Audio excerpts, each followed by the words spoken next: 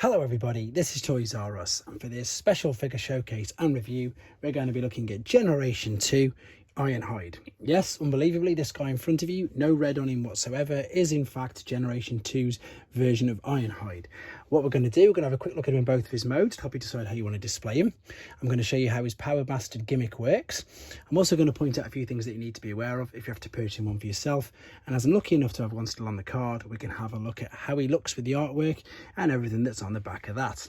Before we get started, I'd like to remind anybody who's not subscribed to this channel, if they'd like to hit that subscribe button for me now, please, because it really will help me out. Right then, so let's have a look at him. Now this guy, I can't lie, is incredibly basic. I never had him as a child. I pretty much moved away from Transformers by the time we got to Generation 2. So these Powered Masters, as what they're known as, these were the last figures to be released in the Generation 2 toy line. So if we have a look at the alternate mode, which is of course this camouflage and armoured Humvee, it does look all right. It's not amazing. You just can't believe that it is Ironhide. You can pretty much tell where it's going to all separate though. Things to be aware of, you can see we've got metal inside where the wheels are attached. I'll give you a good example here. See there on this one, that's all corroded up. And the Powermaster gimmick, actually, obviously that's probably the only other thing that you're looking out for. Which is I'm going to show you in a second.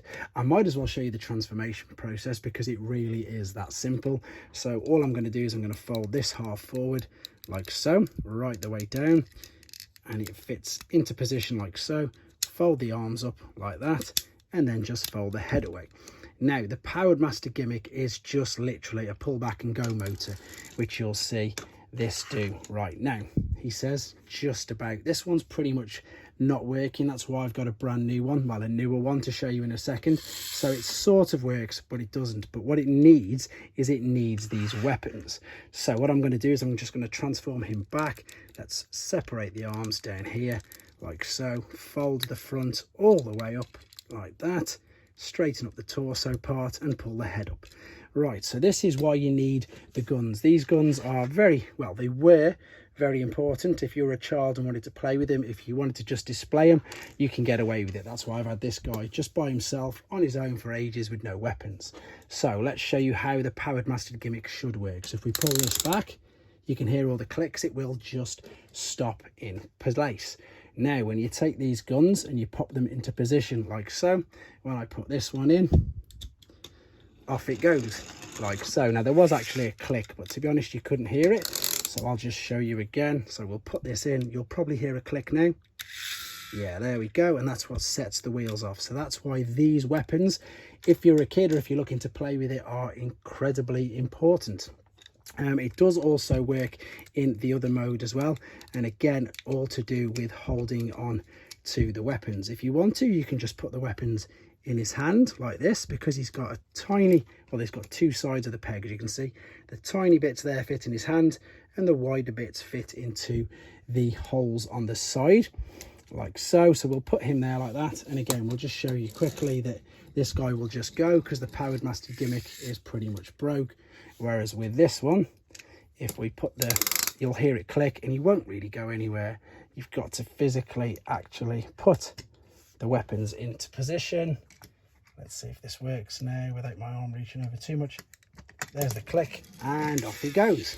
Perfect. So you can see why the weapons are so important.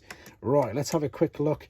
Funnily enough, we'll do a comparison of his original toy, and people used to moan that this one was basic and didn't really do much, whereas I'm sure now that we will all agree that this is a bit of an upgrade. In fact, the G1, or the original Diaclone, obviously as it was, is in fact far more superior, I think, in every way than this guy. So it's just so strange to see Ironhide with absolutely zero red on him, absolutely no red whatsoever.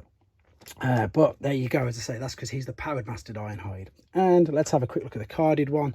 So we've got the new Autobot logo there. This is in a different language because it's a European release. We've got the Generation 2 there. To be honest, he doesn't even look like that. There's no orange to him at all. And if we spin it round, there are the rest of the Powered Masters, which I'll be doing videos on shortly. There you go. If you want to read anything about him, if we go there, to be honest, it's all in a different language, so I can't even read you that at all. You can see there it says 1994, and we've got some information on him there. But there you go, guys. That's a very brief and quick little showcase of Generation 2 Ironhide. Thanks for watching. Take care. Thanks for watching. Like and comment, and don't forget to subscribe.